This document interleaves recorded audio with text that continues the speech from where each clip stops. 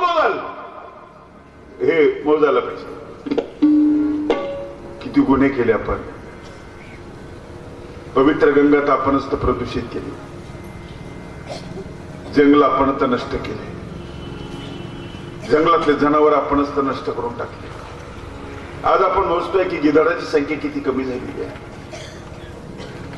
आपल्याला मारणारे हिस्त्र प्राणी जे आहेत त्यांची कमतरता झाली, आपण त्यांना सांभाळायला लागलो. अभयारण्य तयार केले. आता थोड्या चुका आपण दुरुस्त करतोय. एवढी मोठी हवा, फ्री मिळालेली हवा ती आपण प्रदूषित केलेली आहे. एक नदी चांगली ठेवली, विश्वासाची एक गोष्ट आपल्याला आज दिसत नाही. कुठल्याही नदीवर पाणी प्यावं, कुठली बिमारी होत नव्हती. आता तुम्ही पाणी पिऊ शकत नाही. बिस्लरीची बॉटल तुम्ही सोबत नेत असता. बाहेर दूध पिऊ शकत नाही, केमिकल पासून बनवलेलं दूध असतं. बाजारातले आंबे खाण्याची इच्छा असायची, आता भीती वाटायला लागली. केळीचा परिसर आहे, केळ खाण्याची इच्छा होती, पण घरीच भट्टीत केले तर बाजारातून आणण्याची इच्छा होत नाही, केमिकल पासून ते पिकवतात. केवढं भय निर्माण झालं आपल्याला, किती भयग्रस्त झालो आपण. ज्या गोष्टीबद्दल आपल्याला प्रीती होती त्याची आता आपल्याला भीती वाटायला लागली. होती ना प्रीती दुधाबद्दल, होती ना प्रीती आंब्याबद्दल, होती ना प्रीती मिठाईबद्दल. पण दूरदर्शनावर जेव्हा बघतो की सगळी भेसळीची मिठाई, सगळ्या भेसळीच्या. कोणी बनवलंय भेसळी? जनावरांनी केलं. कुठल्या जनावरांनी स्कीम्स का नाही केली? अरे जंगलातला जनावर खात होतं, एखादा प्राण्याला खात होतं. कत्तलखाना कुठल्या जनावरांना निर्माण केला नाही. जनावरांचा कत्तलखाना कोणी नाही निर्माण केला, जनावरांनी, माणसाने निर्माण केला. कोणी प्रदूषण केलं? माणसाने. अपराध कोण करतोय? माणूस अपराध करतोय. माणूस अपराध करतोय. ज्या गाईचं दूध तुम्ही 2 पिढ्यांनी खाल्लं त्याला विकतो आपण. गाईला विचारलंय का माणसाने, तुला वाईट नाही वाटलं? म्हातारी झाली, तू दूध देत नाही, तुला आता कसायला विकलेला आहे? ते म्हटले नाही वाईट वाटत, माझं दूध प्याला ना, तो माझा मुलगा आहे. असं काही त्याला अडचण. विकलं असतं त्याने. कत्तलखान्यात नेलं, ते यंत्रामध्ये टाकलं, तिचे तुकडे झाले. त्यावेळेस तिला विचारलं, तुझे तुकडे होत आहेत, तुला काही वाईट वाटत नाही? म्हणजे माझ्या तुकड्यामुळे त्याचं जर भलं होत असेल तर मला आनंद आहे. तुला तुला वाईट कधी वाटतं? कधी वाईट वाटतं तुला? ती म्हटली त्यावेळेला वाईट वाटतं. कारखान्यातून माझे हाड वेगळे, मांस वेगळं, रक्त वेगळं होतं. माझ्या मांसाची पॅकिंग होते, ढाब्यावर जाते, तिथं भाजी शिजवल्या जाते आणि समोर प्लेट घेऊन त्याच्यात लिंबू पिळून भाजी करणारा माझं दूध प्यायला माणूस ज्यावेळेस मी पाहते त्यावेळेस मला वाईट वाटतं. दूध माझंच प्याला, माझा मांस खातोय लिंबू पिळून, त्यावेळेस मला वाईट वाटतं. गाईमध्ये संवेदना आहे. तुका म्हणे वत्स धेनु वेचा चित्ती, तैसे मध्ये येते सांभाळ. अरे कृष्ण गाई सांभाळतो. गाईचे डोळे कधी बघितला तुम्ही? डोळे टाकून बघा, अथांग माईचा एवढूसा डोळा, सागर दिसेल तुम्हाला. गाईच्या, देशी गाईच्या शेणात पाय टाका, पाय मोकळा होईल नसा मोकळा होईल. पोट घुबरला असेल, एक ग्लास गोमूत्र घ्या, 15 मिनिटांमध्ये कोठा साफ होऊन जाईल. तिचं मूत्र पवित्र असं म्हणणारा समाज वेडा होता. तिच्या पाठीवरून हात फिरवा, एक वेगळा संचार तुमच्या. ती हंबरते तेव्हा प्राणवायू तयार होतो. तुमचं संरक्षण कवच आहे, संरक्षण कवच. रात्री खेड्यामध्ये मुक्काम होता. सकाळी उठलो, तोंड धुत असताना ओट्यावर बसलो. समोर तो शेतकरी म्हशीचं दूध काढत होता. म्हशीचं दूध काढत असताना त्यांनी म्हशीच्या समोर काहीतरी ठेवलं. दूध काढणं झालं, तो आला. म्हटलं, दादा तू म्हशीच्या समोर काहीतरी ठेवलं, काय होतं ते? तो म्हटलं, ते भूत होतं. म्हणजे भूत म्हणजे काय? म्हणजे म्हशीचं वगरून मेल्यानंतर त्याच्या कातड्यामध्ये आम्ही भूस भरतो आणि म्हशीच्या समोर ठेवतो. म्हटलं, का ठेवता? म्हणजे म्हशीचा समाज असा होतो, माझं बाळ जिवंत आहे आणि तिला पाना सुटतो आणि आम्ही दूध काढतो. मला बरं नाही वाटलं. म्हटलं, फार वाईट आहे, फार वाईट आहे. तुम्ही असं का करताय? तिच्या वात्सल्याची तुम्ही चेष्टा काय करताय? तो म्हटला तो बिंडोक प्राणी आहे. सगळे जनावर सर्कस मध्ये असतात, म्हैस सर्कस मध्ये नसते. हॉर्न दिले की रोडवरचे सगळे जनावर पळतात आणि म्हैस परिवहन मंत्र्याची गाडी आल्यानंतर बाजूला सरकत नाही. मला नसेल तिला कळत नाही गोष्ट सोडा, पण तिला तुम्ही लुटताय का?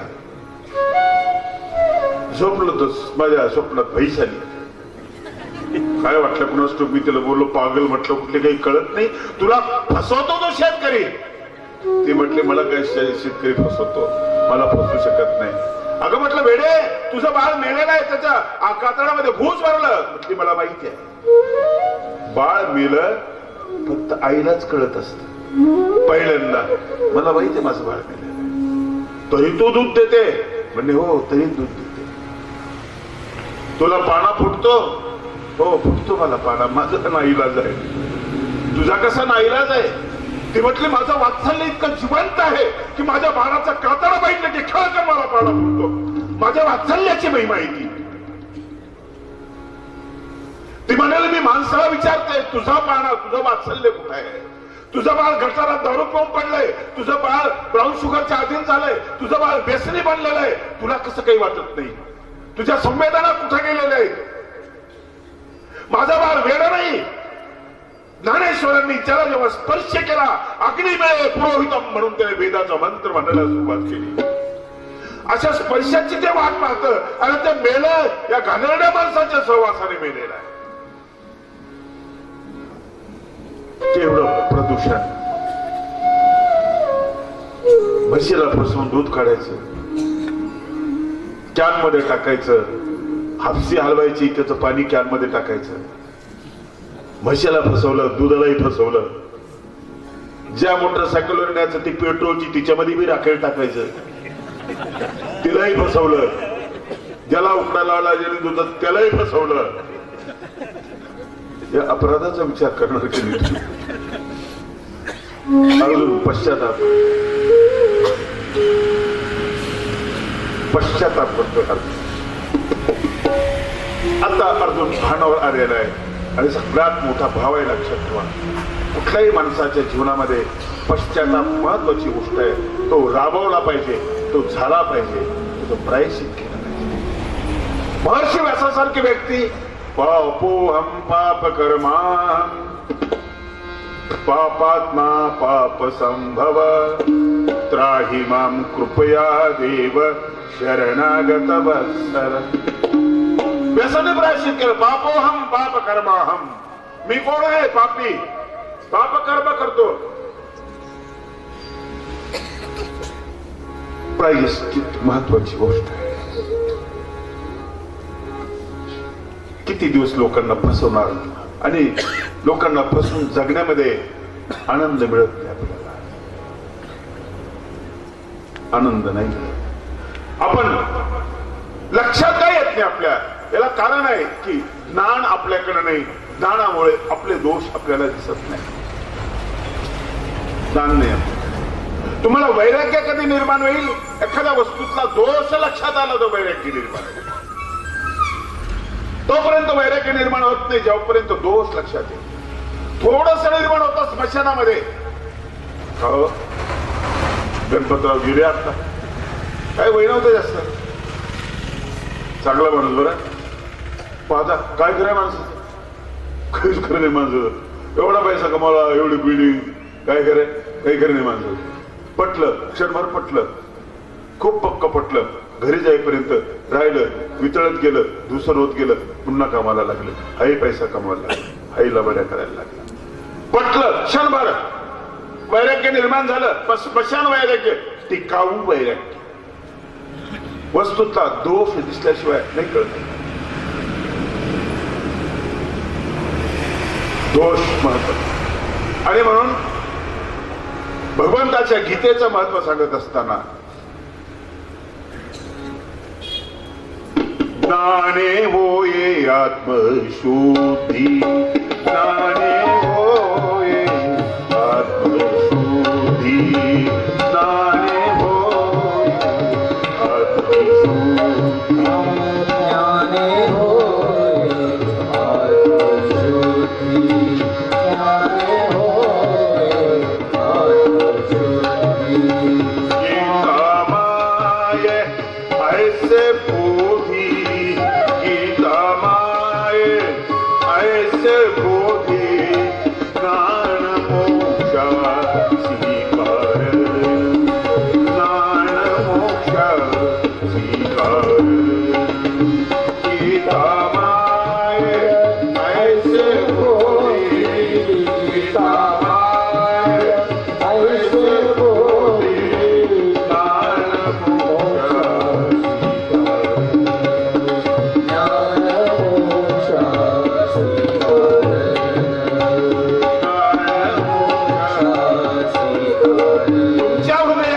श्रीमंती तुम्हाला नाही दिसत, गीतेने तुम्हाला दाखवलेले तुम्ही श्रीमंत. आपण श्रीमंत आपल्याला माहिती नाही, गीतेने सांगितलं तुम्ही श्रीमंत. श्री चक्रधर प्रभू सांगतात जीव सर्वाधिकारी गोड सूत्र आहे, माणसाची श्रीमंती सांगणार सूत्र आहे. काही होऊ शकतो. कसं कळतं? दिवाकर बाबांनी मला निमंत्रण दिलं, कसं लक्षात राहिलं? एवढूच डोकं. तुमच्या कसं लक्षात राहतं? अमेरिकेचं काय चाललं, पाकिस्तानचं काय चाललं, दररोज कसं लक्षात राहतं? घर सोडून बाहेर गेले, विसरत का नाही, परत घरीच काय येतात? कार्यक्रम माझ्या लक्षात कसा, वागोदाला मी कसा आलो, बाबा वाट कशी पाहत होते. पाखरासारखा संचार करणारा, मासोळीसारखा समुद्राच्या तळाशी जाणारा, दूरदर्शन निर्माण करणारा, छोटस मोबाईल तयार करणारा, सगळी यंत्रणा त्याच्यामध्ये टाकणारा हा माणूस अद्भुत नाही? हा माणूस अद्भुत आहे. कधीतरी एसटीडी वर जावं लागायचं फोन करायला, आता छोट्याशा मोबाईल मध्ये सगळी व्यवस्था. फोटो काढायचा स्टुडिओ मध्ये जावं लागायचं, फोटो स्टुडिओ तुमच्या मोबाईल मध्येच. रेकॉर्डिंग करायचं दुसरीकडे जावं लागायचं स्टुडिओ मध्ये, ते तुमच्या मोबाईल मध्येच. कॅल्क्युलेटर तुमच्या मोबाईल मध्येच, टीव्ही तुमच्या मोबाईल मध्येच. अख्खं जग एवढ्या मोबाईल मध्ये आणलं. सर्वाधिकारी हा श्रीमंत आहे. बाह्य श्रीमंत असेल नसेल, आतून हा श्रीमंत आहे. स्वामी आणखी भर त्याच्यामध्ये टाकताय, त्या संपत्तीमध्ये ती भर टाकतायत ज्ञानाची. नाही ज्ञानेने सदृशम पवित्रम हे विद्यते.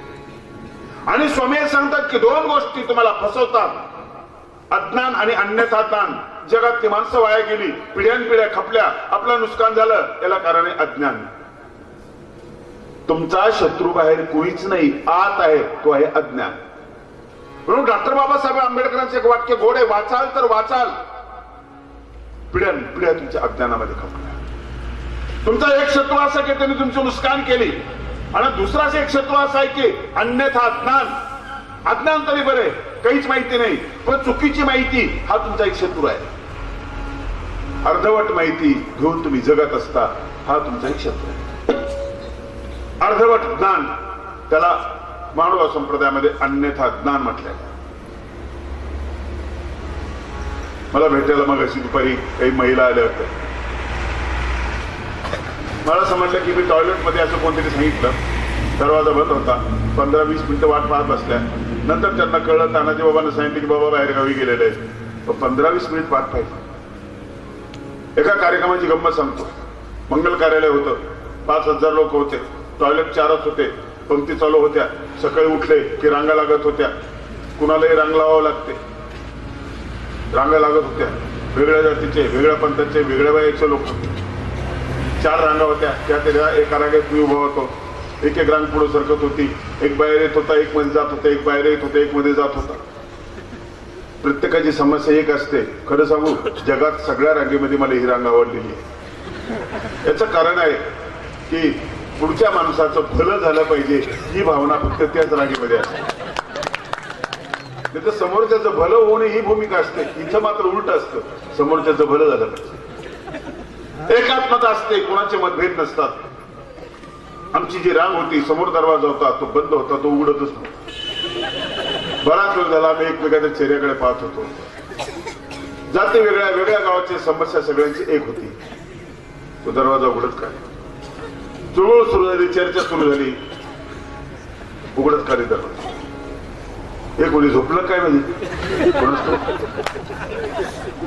दुसरं म्हणतो दारू तर नाही पिलं, कोणाला माहिती, उघडू का नाही राहिलं. तिसरं म्हणजे मिलं का काय, काहीच कल्पना नाही, उघडत का नाही कोणा. एखादं चक्क गाणं म्हणायला सुरुवात केली, उघडदार देवा. दुसरं म्हणजे गाणं कशाला म्हणतो, म्हणजे देवाला प्रार्थना करतो. मग तो सुद्धा एका गाणं तो प्रार्थना करू शकतो. म्हणजे काय करू शकतो, जीवनातली घडी अशीच राह. परेशान झालो आम्ही. ज्याचा जेवढा वेळ, बरे लक्षण असं असतं 2 प्रकारचे, एक तटस्थ लक्षण, एक स्वरूप लक्षण. अमुक महाजनचं घर कोणतं आहे, ते कावळा बसला ते घर आहे हे लक्षण आहे, पण हे तटस्थ लक्षण तात्पुरतं. पण तुम्ही जेव्हा म्हणाल की ते 3 मजली घर त्यांचं आहे, हे स्वरूप लक्षण, 3 मजली कायम राहणार आहे, असं प्रत्येक गोष्टीचे लक्षण असतं. दरवाजाच्या बाहेर असलेली रांग, विशिष्ट प्रकारचा पाण्याचा आवाज ऐकण्याची तयारी ठेवलेली होती, तो आवाजच येत नव्हता, तो आवाजही येत नव्हता. काय झालं असेल, समोरचा माणूस होता तो जास्त घाईत होता, जास्त अडचणीत होता, दरवाजाजवळ असायला. तरी मागं आमच्याकडे सगळ्यांकडे बघितलं, म्हटलं मारूलाच, आया म्हटलं तुम बघ आगे बढो हम तुम्हारे पीछे है. मार मारलेला तरी दरवाजा मोडला, मध्ये कोणीच नव्हतं. हे आहे अन्यथा ज्ञान. मानव संप्रदायाने शब्द तोडून वापरलेले. एक आहे अज्ञान, दुसरं आहे अन्यथा ज्ञान. दोन्ही तुम्हाला अज्ञानामुळे तुम्ही अंधारामध्ये आहे, परंतु अन्यथा ज्ञानामुळे तुम्हाला दिसतं पण चुकीचं दिसतं. पडलेले डोळे पण तुम्हाला साफ दिसतो, तुम्ही दचकता. आता आमची जी परेशानी झाली त्या ठिकाणी कुणी केली परेशानी? पलीकडच्या रांगेने, त्याच्या पलीकडच्या रांगेने कुणीच नाही. कुणी केली? आमच्यातल्या अन्यथा ज्ञानाने. आमच्यातलं जे चुकीचं ज्ञान आहे कोणीतरी मध्ये आहे. या चुकीच्या ज्ञानाने 2 शत्रू आहेत आम्हाला. 2 गीता सांगते की 2 शत्रू आहेत. प्रभू श्री चक्रधरांनी याला अन्यथा ज्ञान शब्द वापरला आणि जास्त उसकून आपल्या झाले. वस्तूचा दोष आपल्याला दिसत नाहीचं कारण हे आहे. मग ते दिसतं कशाला? तर ज्ञानाने दिसतं. त्या ज्ञाने होय आत्मशुद्धी, गीता माया ऐसे बोल. ज्ञान महत्वाची गोष्ट आहे, लक्षात ठेवा, अत्यंत महत्वाची गोष्ट आहे. ती साधना आहे, ती करावीच लागते, करायलाच पाहिजे. तुमचा स्वच्छ चेहरा तुम्हाला दिसायलाच पाहिजे, आरशामध्ये दिसतो. ज्ञान हा आरसा आहे. मी आंघोळ करणार की नाही? तुम्ही कपडे धुता, तुम्ही भांडे धुता की नाही? हे सगळं तुम्ही शुद्ध करत असता. तुम्ही स्वतःला धुता की नाही? मी ज्यावेळेस प्रायश्चित लिहिलं ना, मंगलनामा मंगलधामा, माझं प्रवचन झालं, गाडी निघणार होती आमची, ड्रायव्हर दुकानात गेला होता, मी गाडीजवळ उभा राहिलो, एक म्हातारी कपडे धुत होती, तिथं मला पहिलं चरण सुचलेले त्या ठिकाणी.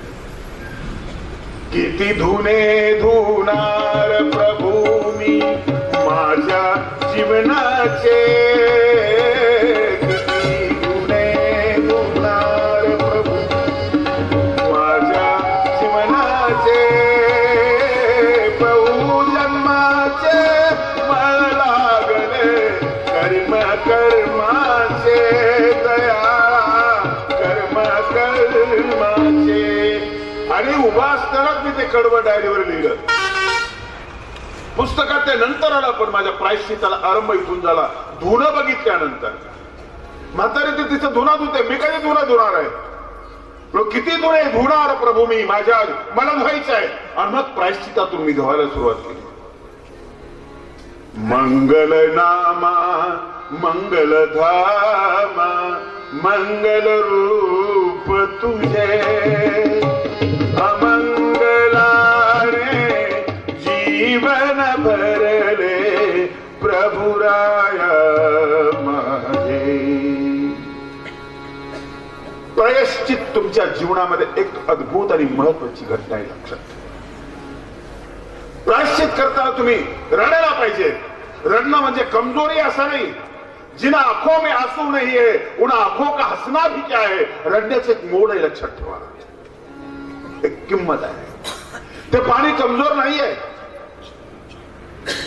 आपणातून पडणारं पाणी कोमल आहे, नाजूक आहे, पण कमजोर नाहीये. अरे जे दगडाला फोडून टाकतं, जे मोठमोठ्या दगडाची वाळू तयार करतात, ते कमजोर कसं आहे? असूनचे फुलं केल्यानंतर भगवंत त्या ठिकाणी खाली येतो, ते कमजोर कसं आहे? अनुताप एक स्नान आहे, लक्षात ठेवा. अर्जुन 11व्या अध्यायामध्ये स्नान करतोय. उपदेश घेतलाय त्याने 2ऱ्या अध्यायाच्या 7व्या श्लोकामध्ये. कार्पण्य दोष उपहत स्वभाव पृच्छामि त्वं धर्म सम्मूढ चेता ये श्रेयस निश्चितम ब्रूहितं मे शिष्यस्ते हम शाधिमां त्वं प्रपन्न. भगवंता मी तुझा शिष्य झालो. इथं पूर्ण समर्पण केलेलं आहे.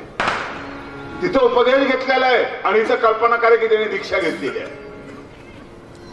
प्रायश्चित अर्जुनाने या ठिकाणी केलं. प्रभुजी प्रभुजी प्रभुजी प्रभुजी तुम चंदन प्रभुजी तुम चंदन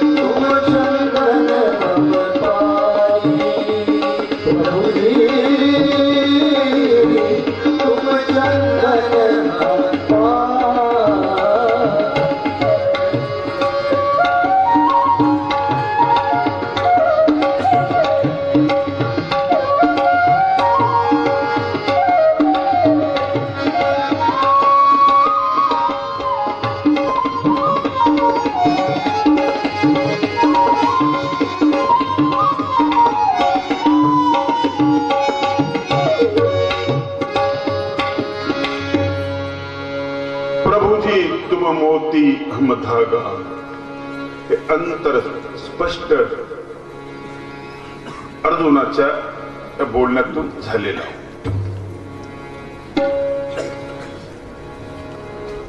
त्वमेव सर्वं मम देव देव. संत रामदासांनी म्हटलं निशितीने अनुतापे तापलो रामराया. कुठला संत असा नाही की ज्यांनी प्रायश्चित्त केलेले नाही. कुठलाच माणूस असा नाही की जो कपडे धुत नाही, जो आंघोळ करत नाही, दररोज घर झाडत नाही, असं कुठलाच माणूस नाही.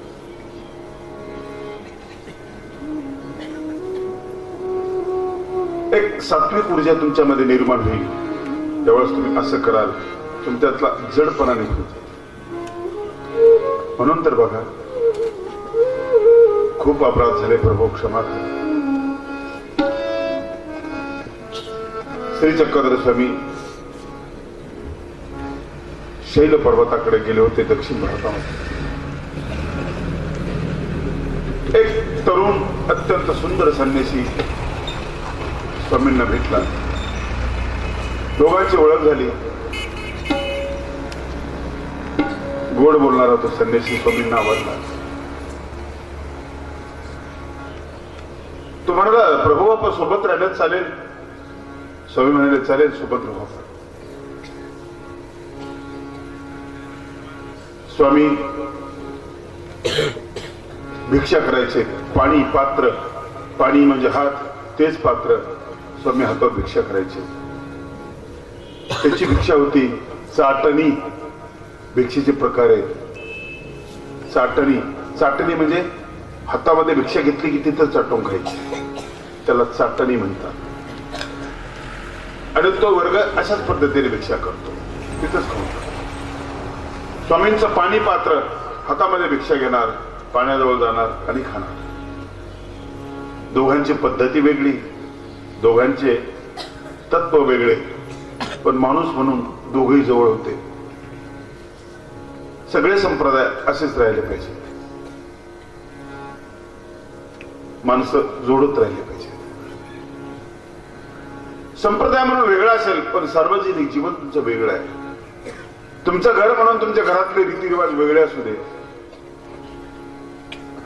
पण तुम्ही सार्वजनिक जागेवर आल्यानंतर तुम्ही सगळे सारखे. तिथं तुमचे विचार तुम्ही लादायचे नाहीत. आनंद तुमच्या जीवनामध्ये निर्माण होईल. तिथं आनंद तुम्हाला भेटणार नाही. आनंद तुकड्यात नसतो, लक्षात ठेवा. माणूस अखंड पाहिजे. माणूस आज तुकड्यामध्ये आपण बघतोय. माणसाच्या मनाला रंग लागलेला आहे. भगवा रंगाचा गट आहे, जांभळ्या रंगाचा गट आहे, हिरव्या रंगाचा गट आहे. असू दे, सूर्याचा रंग कसा आहे, सगळे रंग त्याच्यामध्ये आहे, तरी स्फटिक आहे, पांढरा आहे. गंमत आहे. श्री चक्रधर स्वामी इतर संन्यासी कसे एकरूप राहायचे. लीळा छोटीशी आहे, स्वामींच्या मनाचं मोठेपण. इतर विद्यावंतांचा स्वामींनी सत्कार केलेला आहे. इतर संप्रदायाच्या ठिकाणी स्वामी गेलेले आहेत. प्रकाश देवाच्या झोपडीमध्ये गेले, त्याचा पानाचा विडा खाल्ला, त्याचा गंध लावला, वाळलेली फुलांची माळ होती गळ्यामध्ये घातली. प्रकाश देव घरी नव्हते. स्वामी झोपडीतून बाहेर आले. रस्त्यामध्ये तो भेटला, नमस्कार केला. आम्ही तुमच्या झोपडीत गेलो होतो. हा बघा पानाचा विडा, हे हार तुमचा. किती खुश झाला तो, किती खुश झाला. देव भेटण्याच्या अगोदर जर माणसाला भेटता येत नसेल, तर आकाशाचे तारे तोडणारा माणूस शेजाऱ्याशी जमत जर नसेल, तर खूप अधपतन झालेले, फार अधपतन. काही दिवस स्वामी त्याच्या सहवासामध्ये राहिले. तो गावात चाटणीला गेला. स्वामींचं पाणी पात्र झालं. स्वामी झाडाखाली येऊन बसले. चाटणी करून आला, गावातून आला, पण आज वेगळाच होता तो. स्वामींना बघितलं, खतखत हसायला लागला, विकट हास्य करायला लागला, जोर जोराने हसत होता. बघा देव हो, पहा तो गावचा हवा, सगळा गाव कसा पेटणार आहे बघा. लोकांचे आवाज येतात, रडण्याचे आवाज, बायांच्या रडण्याचे आवाज येतात, माणसं रडतात. मी पेटवला गाव. एका बाईने माझं सामर्थ्य बघितलं. मी तिला भिक्षा मागायला गेलो, तिने कडत आंबील माझ्या हातावर टाकली. मला राग आला आणि सामर्थ्य बघितलं, वळचलेला हात पुसला, मंत्र म्हटलं, पेटला गाव सगळा. अत्यंत प्रसन्न चित्त असलेला तो संन्यासी त्यावेळेला वेगळा दिसला. अत्यंत क्रूर, अत्यंत अहंकारी,